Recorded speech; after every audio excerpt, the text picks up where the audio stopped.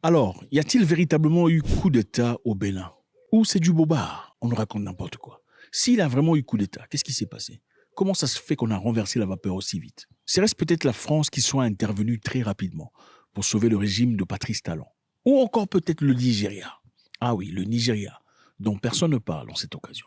On va essayer de jeter un coup d'œil très rapidement pour voir ce qui s'est réellement passé au Bénin. Ce monsieur ici, lieutenant-colonel Tigri Pascal, se présente à la télévision nationale essayant de rallier le soutien du peuple béninois. Il dit: nous invitons un soutien massif à notre action, voulant ainsi inciter la population béninoise à se joindre à lui.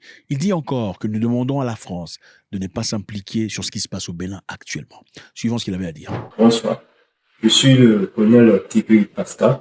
Depuis ce matin, nous avons lancé une opération qui consiste à libérer le peuple béninois de la dictature de Patrice Talon et des libertés qu'il a longtemps arrachées au peuple béninois. Nous vous invitons à un soutien massif de notre action et nous appelons le gouvernement français à ne pas du tout s'initier dans les affaires intérieures de notre très cher pays, la République du Bénin. Dans cette vidéo, les amis, on va essayer de revenir sur ce qui s'est passé au Bénin pendant le coup d'État. Et qu'est-ce qui a réellement motivé cette action? 6 décembre 2025, des rumeurs circulent selon lesquelles les militaires du nord du Bénin comptaient descendre sur Cotonou dans l'objectif de faire le dit coup d'État. C'est-à-dire qu'il y avait une préparation de coup d'État, une information qui aurait déjà sointé quelque part. Mais tout commence véritablement le 7 décembre, lorsqu'une sorte d'affrontement éclate entre ces militaires du nord, d'un côté les putschistes et d'autre côté les soldats fidèles au président Patrice Talon. Et pendant cette confrontation, certains militaires seraient descendus au ORTB pour prendre contrôle de la radio et télévision béninoise. Évidemment, une image qui nous rappelle un peu le Burkina Faso et le Mali avant ça. Des militaires se présentent au plateau prononçant un coup d'État probable. Ils disent le président béninois est destitué de ses fonctions. Secondo, que la constitution serait suspendue. Tertio, les partis politiques dissous. Écoutez. Le vote des lois chrysogènes, le renvoi à l'exil de certains citoyens du pays, les arrestations tous azimuts et l'emprisonnement de citoyens sur fond d'intimidation. Eu égard de ce qui précède, le comité militaire pour la refondation CMR a décidé 1. La constitution du novembre 2025 est suspendue. Toutes les institutions sont dissoutes. Les activités des partis politiques suspendues jusqu'à nouvel ordre. Les frontières terrestres, maritimes, aériennes du Bénin sont fermées jusqu'à nouvel ordre. La prise du pouvoir en ce moment traduit la ferme volonté du comité militaire de la refondation à mettre fin à l'exclusion de toutes les couches sociales de notre pays, sans distinction aucune, dans la suite de la transition et de restaurer la cohésion nationale. L'armée nationale exercera jusqu'à nouvel ordre la plénitude des pouvoirs dévolus à l'État du Bénin. Tous les fonctionnaires du Bénin, tous les travailleurs de nos villes et campagnes, où qu'ils se trouvent, doivent continuer d'assurer normalement leurs tâches quotidiennes avec plus de foi et de discipline. Quant aux vaillantes populations, l'armée les invite à vaquer librement à leurs occupations dans la paix et la tranquillité. À la communauté internationale, le comité militaire de la refondation rassure que les engagements internationaux du Bénin ainsi que les droits humains seront respectés. Enfin, l'armée s'engage solennellement à donner au peuple béninois l'espoir d'une aube véritablement nouvelle où il règne la fraternité, la justice et le travail, symbole de notre unité nationale. Vive l'armée, vive la refondation de notre chère patrie, vive le Bénin, la République ou la mort, le peuple d'abord. Fait à Cotonou, le 7 décembre 2025. Communiqué. Le comité militaire pour la refondation CMR, réuni ce jour, dimanche 7 décembre 2025, à Cotonou, a délibéré et décidé ce qu'il suit. Monsieur Patrice Talon est démis de ses fonctions de président de la République. Le lieutenant-colonel Tigri Pascal est nommé président du comité militaire pour la refondation au comité de ce jour. Fait à Cotonou, le 7 décembre 2025. Donc le lieutenant-colonel Pascal Tigri est proclamé président de la République. Pendant qu'ils sont encore en direct, beaucoup de choses se passent sur place.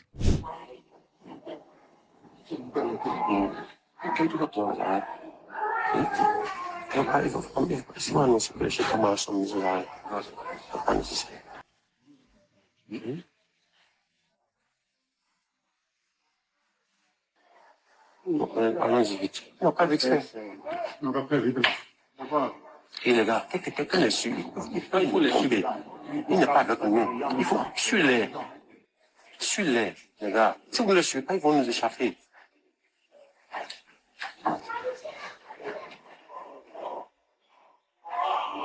Faut les poser maintenant. C'est bon, il y a quelques fois comme ça. C'est bon. C'est vrai. Mettez ça sur le lait en même temps. C'est qu'il n'y a pas pause. Venez en même temps, venez. Dès que c'est bon, donnez le temps. Mettez ça sur le lait.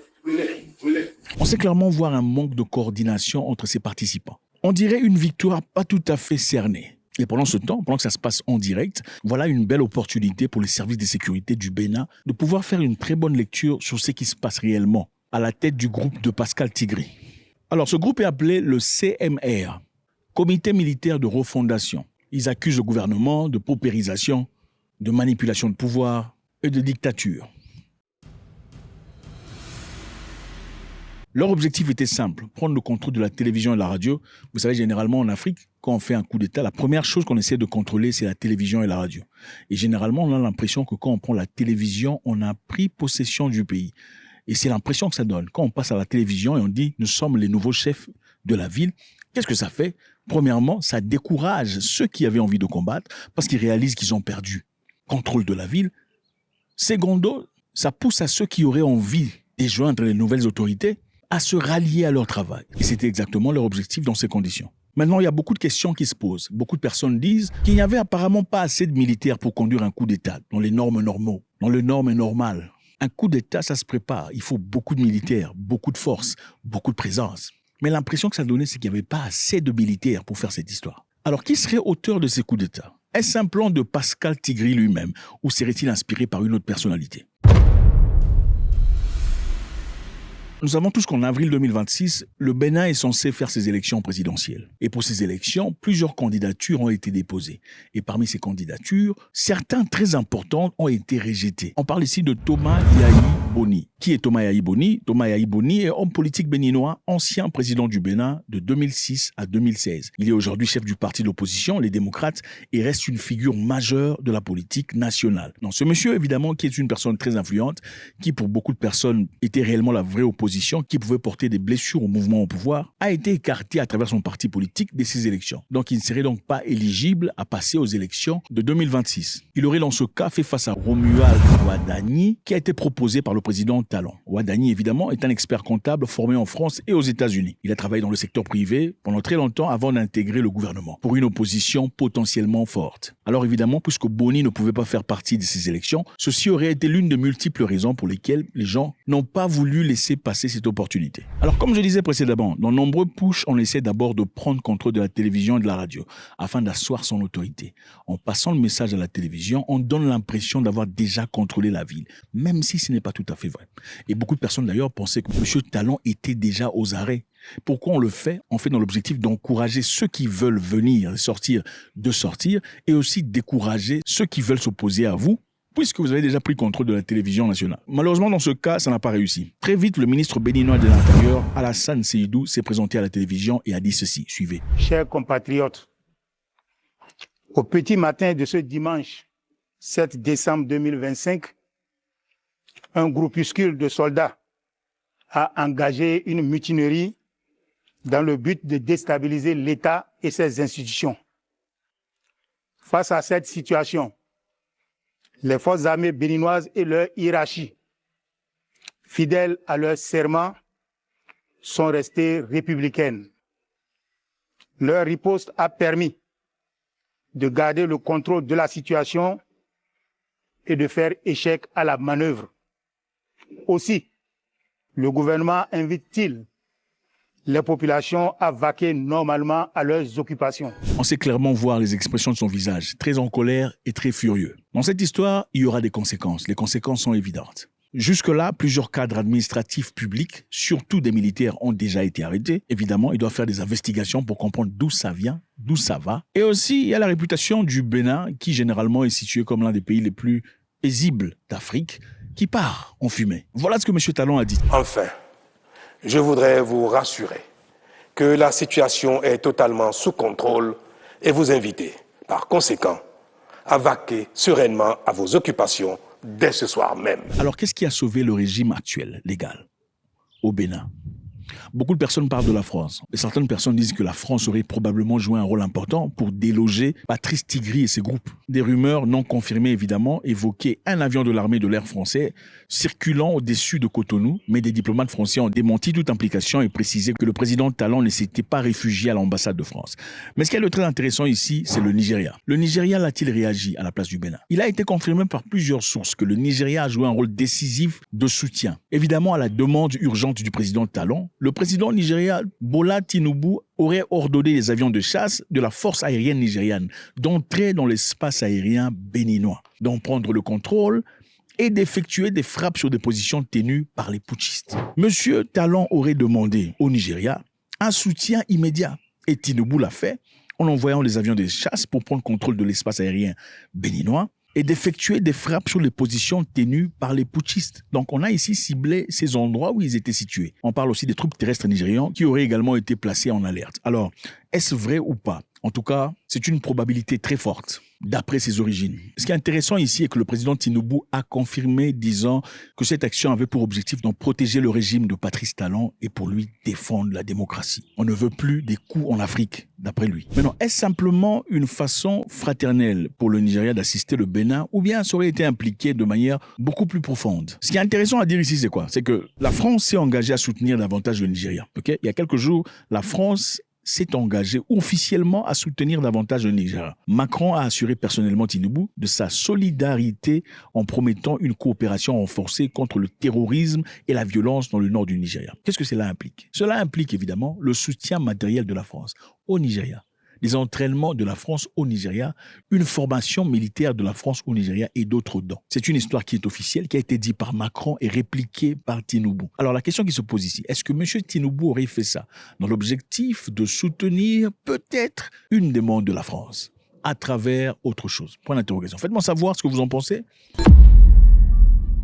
C'est toujours avec beaucoup de plaisir. Faut-il avoir des coups d'État partout ou bien c'est nécessaire? Mais si le coup d'État arrive, est-il important qu'un pays voisin vienne soutenir? Et ce qui est encore plus important ici, c'est quoi? C'est que si le Nigeria a vraiment assisté dans cette histoire, on doit se poser de sérieuses questions. Comment ça se fait que le Nigeria est incapable de déloger Boko Haram et de déloger toutes les forces obscures situées au Nigeria pendant qu'ils sont en capacité d'aller mener des actions réussies à l'étranger? Au Nigeria, serait-ce peut-être quelque chose de préconçu, connu par le gouvernement, soutenu par eux peut-être? Point d'interrogation. Faites-moi savoir. En attendant, le régime béninois n'a pas changé du tout. Et à ce que je sache, en 2026, il y aura élection au Bénin. Le Nigeria deviendra-t-il un problème pour l'Afrique? Le Nigeria deviendra-t-il un problème surtout pour l'Afrique de l'Ouest? En effet, vous savez, un avion nigérian, le C-130, un avion militaire, a été détecté et forcé d'atterrir au Burkina Faso la nuit d'hier. Ouais, avec beaucoup d'emphase, la défense burkinabé a communiqué avec eux directement. Dites, vous avez violé l'espace aérien burkinabé. Il faut atterrir, sinon on vous éclate. Incroyable, n'est-ce pas? Tenant en compte le fait que le Nigeria a assisté à ce qui s'est passé au Bénin il y a quelques jours, avoir un avion militaire nigérian sur le territoire burkinabé, autour de Bobo Dioulasso, s'il vous plaît, injustifiable. Ce qui s'est passé est étonnant. Le 8 décembre 2025, un avion de transport C-130 de la force aérienne nigériane, transportant 11 militaires, a été contraint d'effectuer un atterrissage forcé et d'urgence à l'aéroport de Bobo Dioulasso, dans le sud-ouest de Burkina Faso, après avoir violé l'espace aérien sans autorisation. Regardez la carte, regardez Lagos. Okay? On parle ici d'erreur. Regardez Lagos. Regardez Lagos, l'avion décolle depuis Lagos. Après Lagos, il y a le Bénin. Regardez Lagos, regardez Bobo Dioulasso. Ouais, Bobo Dioulasso au Burkina Faso. Regardez la distance. C'est par quelle erreur on peut faire ce genre d'erreur? Comment tu t'es retrouvé à Bobo Dioulasso? Ça n'a aucun sens. Supposons que tu étais en train de faire un travail de routine au Bénin, là où vous avez effectué vos actions il y a quelques heures, n'est-ce pas? Regardez le Bénin. Supposons que c'est au Bénin. Vous êtes au Bénin. Pour aller à Bobo Dioulasso, il vous faudra aller à l'ouest, donc à gauche. Il faudrait d'abord traverser le Togo, ensuite le Ghana, pour ensuite vous retrouver par erreur à Bobo-Dioulasso, n'est-ce pas? Maintenant, si vous traversez le Togo et le Ghana et que le Burkina Faso se plaint, dans ce cas, il vous faudra justifier, donc le Togo va devoir justifier auprès du Burkina Faso, comment ça se fait qu'ils ont autorisé l'avion nigérian de parcourir leur territoire pour aller au Burkina Faso. Donc dans ce cas, le Ghana aussi va devoir justifier. Donc pour que le Nigeria effectue un vol depuis le Nigeria Lagos jusqu'à Bobo-Dioulasso, il faudrait que 1. Le Bénin soit informé, 2. le Togo soit informé, 3. le Ghana soit informé, et finalement, si pas la Côte d'Ivoire, directement le Burkina Faso. Mais dans ce cas, eux parlent d'erreur. Ils sont arrivés là par erreur. Qu'est-ce qui a été dit? Le premier rapport de l'AES a été très évident. Le Burkina Faso, le Mali et le Niger affirmaient que l'appareil avait volé leur espace aérien et avait été forcé d'atterrir. L'aéronef appartenant à la force aérienne de la République du Nigeria, type C-130, a été contraint d'atterrir aujourd'hui. Évidemment, ils sont arrivés sans autorisation. Vous ne parcourez pas l'espace aérien des gens sans qu'ils soient informés, évidemment. Il faut qu'ils sachent. Dans ce cas, il nous faudra comprendre aussi c'est quoi cet avion. C'est quoi le C-130? Qu'est-ce qu'est le C-130? Le C-130 Hercule est un avion militaire de transport. Un avion à 4 turbopropulseurs conçu pour des missions de transport tactique. Cet avion, évidemment, est très bien équipé pour des transports tactiques. L'acheminement des véhicules, des équipements vers des zones de combat. Cet avion est particulier parce qu'il peut opérer depuis des pistes courtes et non préparées. Donc même dans la boue, ça peut aller et voler. C'est un avion de combat 4x4, si vous désirez. C'est l'avion idéal pour des environnements difficiles. Je vous rappelle qu'autour de là, il y a des pointes et des blocs des gens qui ne sont pas nécessairement désirés au Burkina Faso. Vous connaissez de qui on parle. Est-ce que vous serez étonné que les gens disent, puisque c'est un Hercule C-130, d'accord, qu'est-ce que ça faisait là-bas? Est-ce que c'est parti pour déposer des choses, débarquer des histoires? Est-ce que c'est parti pour espionnage? Je pense pas que le Hercule 130 est un avion pour espionnage. C'est un avion lourd, plus ou moins, qui porte des histoires. C'est quoi la version du Nigeria? Qu'est-ce que le Nigeria dit en justification avec cette intrusion? Le Nigeria dit, peu après le décollage de Lagos, l'équipage a remarqué un problème technique et a décidé de se dérouter vers Bobo-Dioulasso. Je recommence. Peu après le décollage de Lagos, l'équipage a remarqué un problème technique. Peu après, regardons encore la carte. Regardez Lagos. Vous voyez Lagos sur la carte? Regardez Bobo-Dioulasso. Regardez la distance entre Lagos et Bobo-Dioulasso. Ici, on parle de peu après le décollage. Est-ce que peu après le décollage correspond à ça, à ces distances? Ça, c'est des heures. C'est des heures de vol. Ça ne peut pas être peu après le décollage. La force nigériane, par la suite, a précisé que l'atterrissage était volontaire et préventif, conformément au protocole international de sécurité aérienne. L'atterrissage était volontaire. Ce n'était pas parce qu'ils ont été contraints de le faire. Mais la réalité que l'AES a fait une déclaration disant que l'avion nigérian était dans son espace aérien sans autorisation. Alors, comment ça s'explique? Bonsoir, madame. À vous. Merci beaucoup. Communiqué de la Confédération des États du Sahel, AES, relatif à la violation de l'espace aérien confédéral. La Confédération des États du Sahel informe l'opinion qu'un aéronef appartenant à l'armée de l'air de la République fédérale du Nigeria, de type C-130, a été contraint de se poser ce jour 8 décembre 2025 à Bobo-Dioulasso, au Burkina Faso, à la suite d'une situation d'urgence en vol, alors qu'il évoluait dans l'espace aérien burkinabé. L'avion militaire avait à son bord 2 membres d'équipage et 9 passagers, tous militaires. Une enquête a été immédiatement ouverte par les services compétents burkinabés et a permis de mettre en évidence l'absence d'autorisation de survol du territoire burkinabé par cet appareil militaire. La Confédération des États du Sahel condamne avec la plus grande fermeté cette violation de son espace aérien et de la souveraineté de ses États membres. Face à cet acte inamical, mené au mépris du droit international et des règles internationales d'aviation civile et ou militaire, les dispositions sont prises pour garantir la sécurité de l'espace aérien confédéral, la souveraineté et l'intégrité territoriale de ses États membres, ainsi que la sécurité des populations de la Confédération AES. À cet égard, et sur instruction des chefs d'État, les défenses aériennes et anti-aériennes de l'espace confédéral mises en alerte maximale, conformément à la déclaration du Collège des chefs d'État, en date du 22 décembre 2024, ont été autorisés à neutraliser tout aéronef qui violerait l'espace confédéral. Je pense que c'est important de le dire parce que, vous savez, il y a quelques jours, le Nigeria a été participant principal. Beaucoup de gens parlent des militaires français sur place qui auraient réagi au Bénin en retrouvant la marche pour rétablir l'ordre. On ne sait pas tout à fait, on ne peut pas le prouver. Mais ce qui est évident, c'est que le Nigeria a participé en envoyant des avions de chasse et aussi des militaires underground. Alors, supposons que le Nigeria était en train de faire un travail de déroutage après leur mission au Bénin. Ne pouvait-il se retrouver peut-être quelque part au Bénin? Disons, regardez la carte encore une fois. Au nord du Bénin. Vous voyez, jusqu'au nord du Bénin, il y a le Burkina Faso. S'ils quittaient peut-être Lagos, ils sont entrés au Bénin pour effectuer leur œuvre à Cotonou. Après avoir fini Cotonou, ils viennent au nord. Vers le Burkina Faso. Ici, à la frontière entre le Bénin et le Burkina Faso, on peut comprendre que l'avion soit entré par erreur. Si c'est par erreur, c'est là que ça devrait rentrer. Sinon, si c'est passé par le Togo, le Ghana et Bobo Dioulasso, il doit y avoir un rapport évident. Qu'est-ce que le Nigeria dit? Où partait l'avion pour se retrouver là-bas? Le Nigeria dit que l'avion partait au Portugal. Les autorités nigérianes ont déclaré que l'appareil se rendait au Portugal pour une mission de convoyage. Avant qu'un problème technique ne rende nécessaire un atterrissage préventif. Il partait pour un voyage de convoyage au Portugal.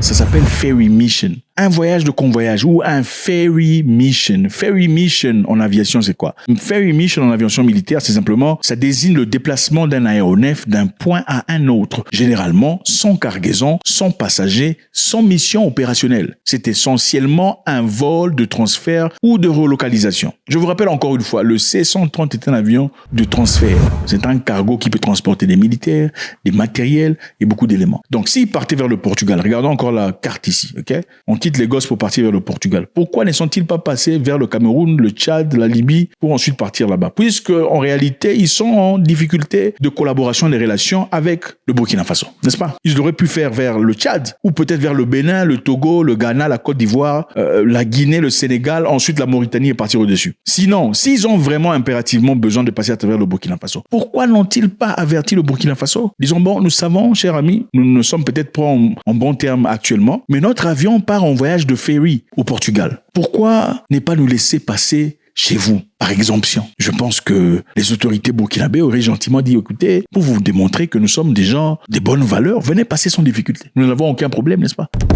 Pourquoi le Nigeria n'a pas demandé l'autorisation? C'est quand on leur demande d'atterrir avec force, qu'ils disent qu'ils avaient des difficultés, que l'avion avait des pannes, enfin il y avait conditions difficiles pour lesquelles ils étaient obligés d'atterrir. Pourquoi n'ont-ils pas fait le Cameroun pour aller au nord? Ou encore le Bénin, le Togo, le Ghana, la Côte d'Ivoire? Mais ils ont fait le Burkina Faso. S'ils ont fait le Burkina Faso, dans ce cas, il fallait avertir. Monsieur Tinubu est-il en train d'essayer de tenter pour voir? Si je l'ai fait au Bénin, voyons voir ce qu'on peut faire au Burkina Faso. On a envoyé des avions, n'est-ce pas? Partons un peu au Burkina Faso pour voir, pour squatter, voir un peu c'est quoi leur capacité. Est-ce un test? Je vous rappelle ici que le Nigeria et la France ont très bonne relation depuis quelques jours. Ils se sont promis, en tout cas la France a promis à apporter de l'aide au Nigeria sur beaucoup de plans. Alors le Nigeria clairement a pris des ailes. Il faut aussi tenir en compte le fait qu'il y a quelque temps, Donald Trump qui suggérait apporter de l'aide au Nigeria pour combattre les terroristes. Le Nigeria est incapable de le faire évidemment, mais ils sont en capacité d'aller au Bénin pour aller apporter la démocratie. Mais au Nigeria c'est difficile, ils peuvent pas finir les terroristes. Les Nigériens ont dit quand Trump proposait de venir qu'il fallait respecter leur souveraineté, n'est-ce pas? Respecter notre souveraineté. Pourquoi cette idéologie n'est pas appliquée dans ce cas ici quand il s'agit du Burkina Faso? Pourquoi ne pas respecter le Burkina Faso? Ou encore le Bénin? On pourrait comprendre le Bénin, le président aurait demandé de l'aide. Mais au Burkina Faso, on fait quoi sans avertir? Faites-moi savoir ce que vous en pensez. Qu'est-ce qui se passe réellement d'après vous? God bless.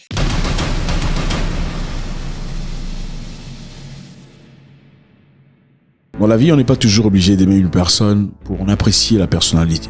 Le cas est très évident. Discours autant important et puissant. Suivez. Mettez ça sur relais. Béninoises et Béninois, chers compatriotes, en ce jour, dimanche 7 décembre 2025, nous, forces de défense et de sécurité, après une réflexion bien mûrie et pour donner un repère à notre pays, avons décidé de prendre nos responsabilités suite aux multiples dérives du gouvernement de M. Patrice Talon. Il s'agit de, sur le plan sécuritaire, la dégradation continue de la situation sécuritaire au nord du Bénin. L'ignorance et la négligence de la situation de nos frères d'armes tombés au front et surtout celle de leurs familles abandonnées à leur trésor par la politique de M. Patrice Talon, malgré les multiples promesses relayées en grande pompe sur les médias. La promotion à des grades supérieurs de certains militaires au détriment des plus méritants. La mise à la retraite d'office de nombreux militaires et paramilitaires encore valides sur fond de règlement de comptes et de haine. Sur le plan social, la radiation tous azimuts de fonctionnaires de l'État, détruisant ainsi les familles entières. L'annulation de la prise en charge par l'État des dialysés, entraînant des morts en cascade. Le dénigrement du corps enseignant à travers la création de la catégorie des AME, terme qui traduit une marginalisation, voire une clochardisation des personnes pourtant très engagées à servir leur pays. La mauvaise gestion du secteur agricole, la réduction, voire l'annulation déguisée des libertés fondamentales sur le plan économique, la confiscation de tous les secteurs vitaux de l'économie nationale par une minorité, l'instauration des impôts étouffant ainsi les populations déjà pauvres, la confiscation des prêts sur le dos de l'État dans une opacité totale, l'attribution des marchés publics sans transparence. Sur le plan politique, l'exclusion totale des acteurs ayant des idées jugées contraires à la gouvernance de M. Patrice Talon et la privation de certains citoyens de leur droit de faire le choix de leur candidat. Le vote des lois chrysogènes, le renvoi à l'exil de certains citoyens du pays, les arrestations tous azimuts et l'emprisonnement de citoyens sur fond d'intimidation. Eu égard de ce qui précède, le comité militaire pour la refondation CMR a décidé 1. La constitution du novembre 2025 est suspendue. Toutes les institutions sont dissoutes. Les activités des partis politiques suspendues jusqu'à nouvel ordre. Les frontières terrestres, maritimes, aériennes du Bénin sont fermées jusqu'à nouvel ordre. La prise du pouvoir en ce moment traduit la ferme volonté du comité militaire de la refondation à mettre fin à l'exclusion de toutes les couches sociales de notre pays sans distinction aucune dans la suite de la transition et de restaurer la cohésion nationale. L'armée nationale exercera jusqu'à nouvel ordre la plénitude des pouvoirs dévolus à l'État du Bénin. Tous les fonctionnaires du Bénin, tous les travailleurs de nos villes et campagnes, où qu'ils se trouvent, doivent continuer d'assurer normalement leurs tâches quotidiennes avec plus de foi et de discipline. Quant aux vaillantes populations, l'armée les invite à vaquer librement à leurs occupations dans la paix et la tranquillité. À la communauté internationale, le comité militaire de la refondation rassure que les engagements internationaux du Bénin ainsi que les droits humains seront respectés. Enfin, l'armée s'engage solennellement à donner au peuple béninois l'espoir d'une aube véritablement nouvelle où il règne la fraternité, la justice et le travail, symbole de notre unité nationale. Vive l'armée, vive la refondation de notre chère patrie, vive le Bénin, la République ou la mort, le peuple d'abord. Fait à Cotonou, le 7 décembre 2025. Communiqué. Le comité militaire pour la refondation CMR, réuni ce jour, dimanche 7 décembre 2025, à Cotonou, a délibéré et décidé ce qu'il suit. Monsieur Patrice Talon est démis de ses fonctions de président de la République. Le lieutenant-colonel Tigri Pascal est nommé président du comité militaire pour la refondation pour compter de ce jour, fait à Cotonou, le 7 décembre 2025. Je vous remercie.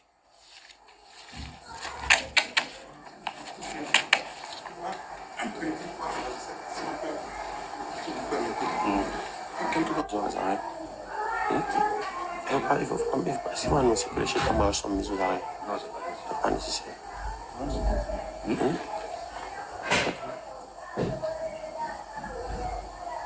Donc allons-y vite. Non, pas vite fait. Non, pas vite. Et les gars, quelqu'un les suit. Il faut les suivre. Il n'est pas avec nous. Il faut suivre-les. Suivre-les. Les gars, si vous ne les suivez pas, ils vont nous échapper.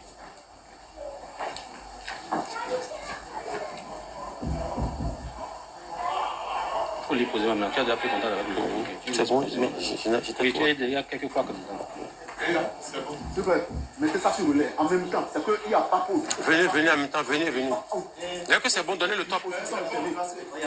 Mettez ça sur le lait. Le lait. Béninoises et Béninois, chers compatriotes, en ce jour, dimanche 7 décembre 2025, nous, forces de défense et de sécurité, après une réflexion bien mûrie et pour donner un repère à notre pays, avons décidé de prendre nos responsabilités suite aux multiples dérives du gouvernement de M. Patrice Talon. Il s'agit de, sur le plan sécuritaire, la dégradation continue de la situation sécuritaire au nord du Bénin. L'ignorance et la négligence de la situation de nos frères d'armes tombés au front et surtout celle de leurs familles abandonnées à leur trésor par la politique de M. Patrice Talon, malgré les multiples promesses relayées en grande pompe sur les médias. La promotion à des grades supérieurs de certains militaires au détriment des plus méritants. La mise à la retraite d'office de nombreux militaires et paramilitaires encore valides sur fond de règlement de comptes et de haine. Sur le plan social, la radiation tous azimuts de fonctionnaires de l'État, détruisant ainsi les familles entières. L'annulation de la prise en charge par l'État des dialysés, entraînant des morts en cascade. Le dénigrement du corps enseignant à travers la création de la catégorie des AME, terme qui traduit une marginalisation, voire une clochardisation des personnes pourtant très engagées à servir leur pays.